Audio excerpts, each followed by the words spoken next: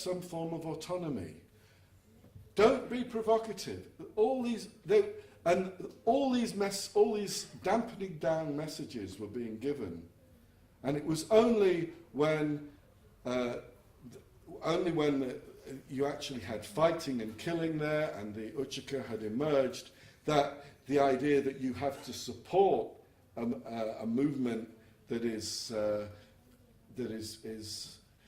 working against a tyrannical and unjust regime came in, and so this is missing, and that's with us today, and I, you know, and I think it was very much there in Libya. My other note is Belgrade, and I can't remember what on earth I was going to say about Belgrade. But I'll end with a story or two. It's looking back after 20 years. I mean, it was nice having Stasha and Vesna Pesic here and so on. I remember having Zoran Ostic and Bojan Aleksov in a beautiful field in France. Bojan was from Women in Black in Belgrade. Zoran was the conscience objection expert in ARC at that time, or one of them, the one who came to the international meeting. And here we were, lovely field, lovely summer day, and here they are, sat in the middle of a field facing each other. We'd left them to it. They were having their stinking argument, God knows what about. And it was something about... God knows what the substance of the argument was. But at this time, this was not a happy time for the pacifists of Serbia and the pacifists in Croatia when they met each other. They had different experiences, and they had different passions, and they were arguing, and the rest of us could not hear what the difference in the opinions was. But it was something they felt so deeply about that we left them and came back about 2 hours later in time to appease it. So, you know, it wasn't always easy working with you people. But it was very good for us. That's it.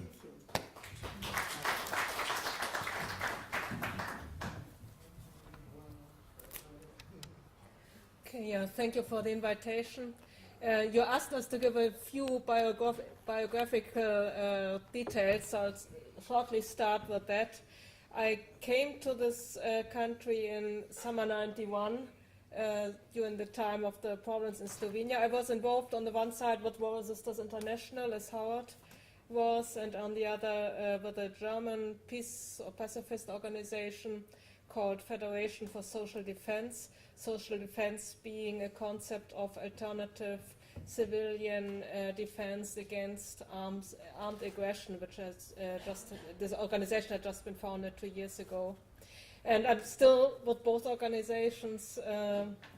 And so for me, the 1990s, I mean, I was a peace activist before in Germany, but in the 1990s it was really my first international experience, and I was very much focused on the work in this area. Since then, I moved on, worked then for another international NGO involved in civilian peacekeeping in other parts of the world. I also wrote a biographically belated thesis on the civilian conflict transformation or into civilian intervention into the areas here, so not looking at the local work, but at what the international movements have been doing. And I wanted to comment on some of the questions that we were given by Goran, not going through them one by one, but just more or less I hope that I'll touch upon several of the aspects. Now speaking from the point of view of an international activist, I would really like to call myself more than a volunteer. I've never been here for a long time. I was always only here on a visiting basis, sometimes for several weeks in a row. So all together it became more than a year. But unlike Øystein or some others, I've never really lived, or Bam, of course, I've never really lived here for a long period.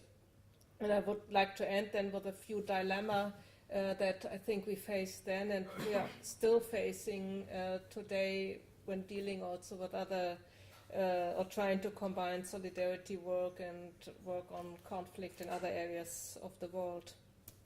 I think one thing that for us in the peace movement was very important was 91 was shortly after the big peace movements in the Western world of the 1980s dealing with the nuclear arms race. It was 2 years after 89 and the collapse of the Eastern Bloc, and it was only a few months after the war on Iraq. You may remember Iraq had occupied Kuwait in late 1990, and then after some months of sanctions there was a military intervention to liberate Kuwait. That was, I think, counted the second Iraq war, or the third one I got lost of the numbering.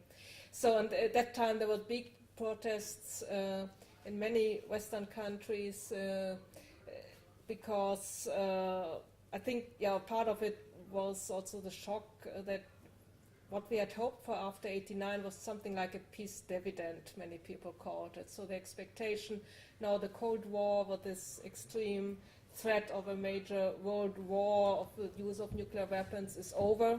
And we are now soon realizing that it's not really over.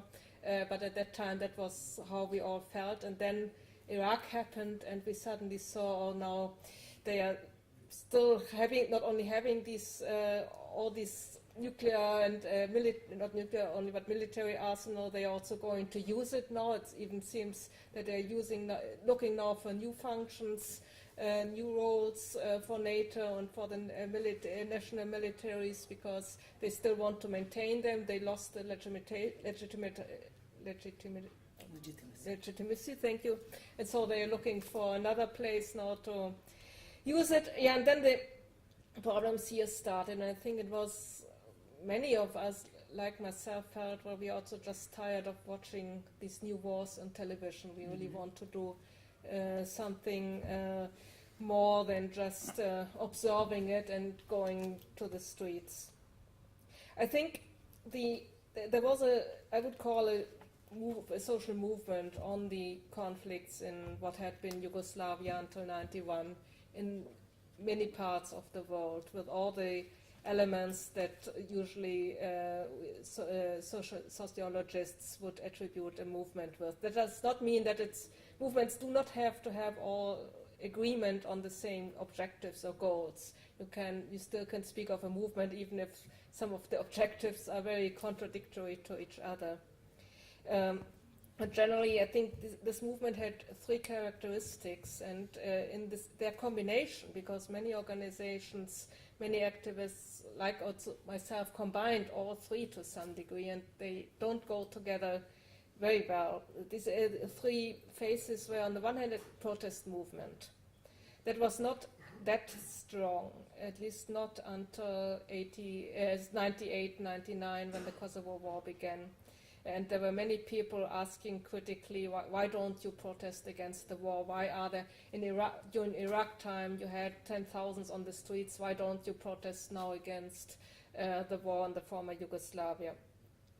But still there were protests, there were many petitions, there were direct actions, groups occupying embassies, and all these things still happened. But so this was certainly one phase. The second phase I would call solidarity movement, and I think this is also what maybe one of the most important aspects in terms of relations to anti-war campaign and your counterparts in the other part of the countries in plural then.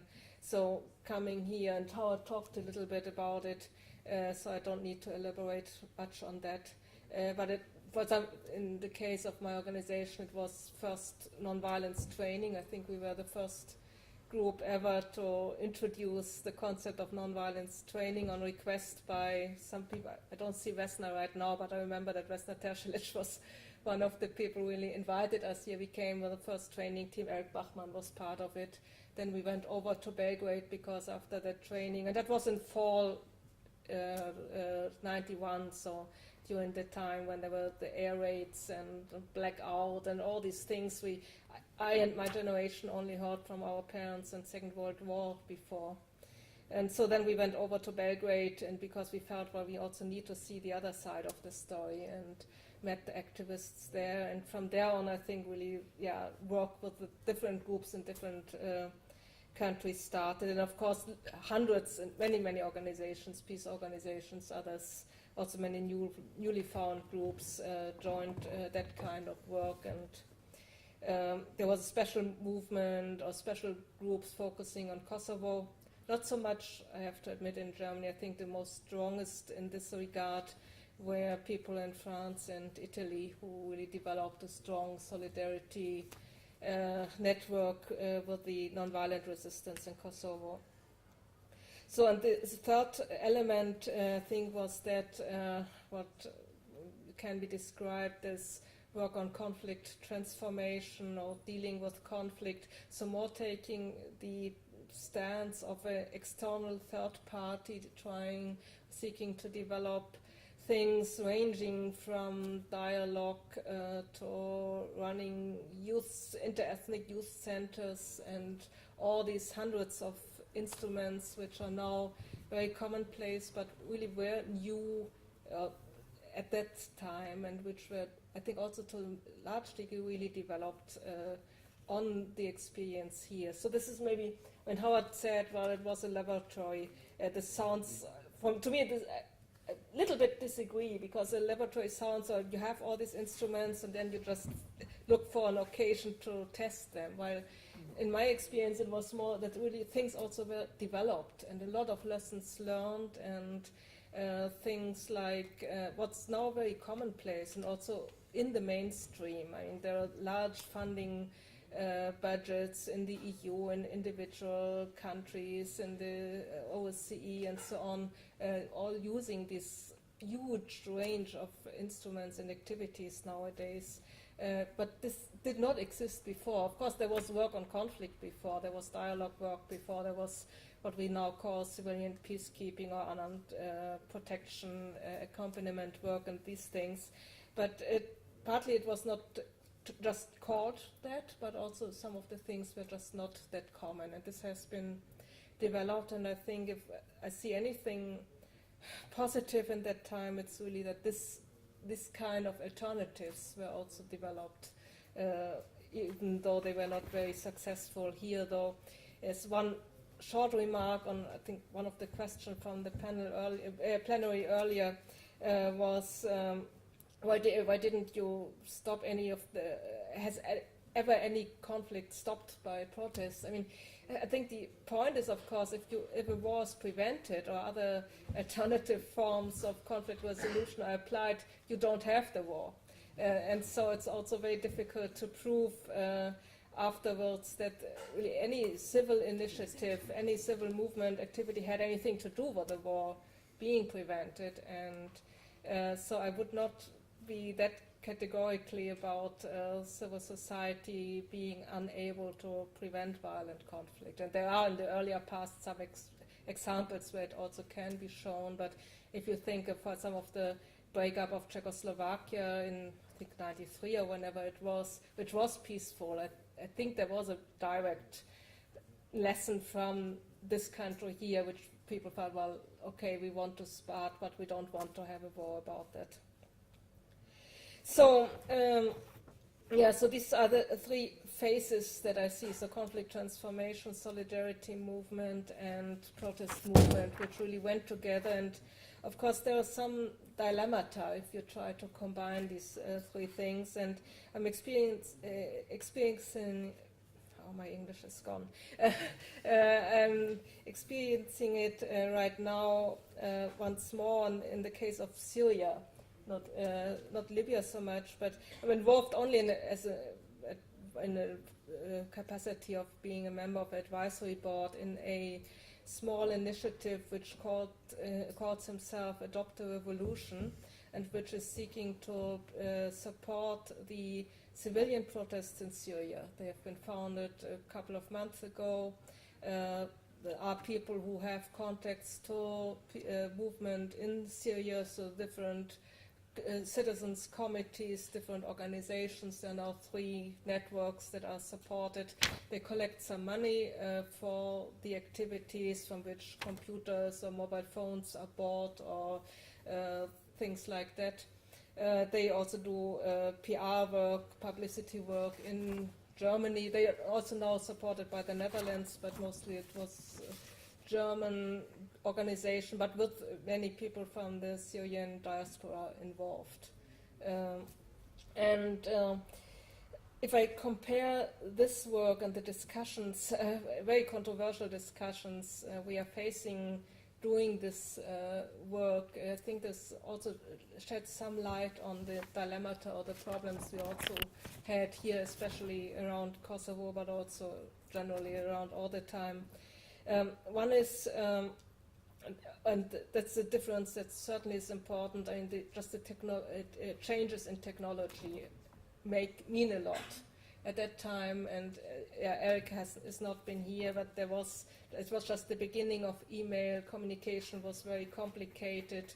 People only learned from each other, either indirectly. There was a fax bridge even through Hungary in the first year. Then email was set up, but still it was, I think we as internationals played quite an important role at the beginning in just passing messages, for example, from Croatia to Serbia and back forth, because none of you directly could go there. Only few people maybe could have, but didn't even take the risk if it was possible, and sometimes it just was not possible.